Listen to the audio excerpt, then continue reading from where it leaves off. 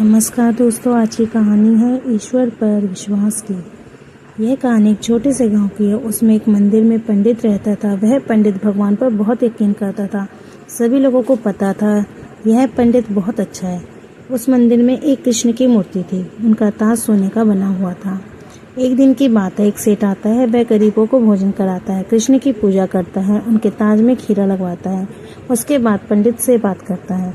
लेकिन जब सेठ की नजर ताज पर गई तो उन्हें यकीन नहीं हुआ था, क्योंकि अब ताज में कोई हीरा नहीं था। यह देखकर सेठ को बहुत गुस्सा आता है, क्योंकि वह हीरा कहाँ पर चला गया है। वह सेठ पंडित को बुलाता है, उनसे कहता है कि हीरा कहाँ पर है। मगर पंडित कहते हैं कि जब आपने भोजन करवा रहे थे, मैं भी आपके साथ सभी को भोजन दे रहा था, मुझे नहीं पता है हीरा कहाँ पर गया है। यह सुनकर सेठ कहता है, मंदिर के अंदर कोई नहीं आया है, हम दोनों ही मंदिर के अंदर थे, लेकिन फिर भी हीरा गायब हो गया है। कुछ समझ में नहीं आ रहा था। धीरे धीरे यह बात सभी को पता चल गई थी। ताज में से हीरा चोरी हो गया है। यह चोरी पंडित ने की है। मगर सभी गांव के लोग इस बात को नहीं मान सकते थे, क्योंकि पंडित उस मंदिर में बहुत समय से था।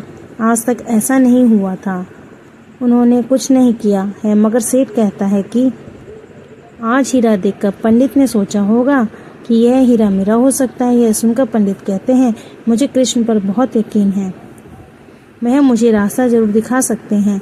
मगर सेठ कहता है कि झूठे लोगों पर भगवान यकीन नहीं करते हैं। मगर कुछ देर बाद कृष्ण के पास से बहुत तेज आवाज आती है। सभी उनके पास जाते हैं। वह देखते हैं कि हीरा कृष्ण के पैर में गिर गया था। वह अच्छे से ताज में नहीं लग पाया था।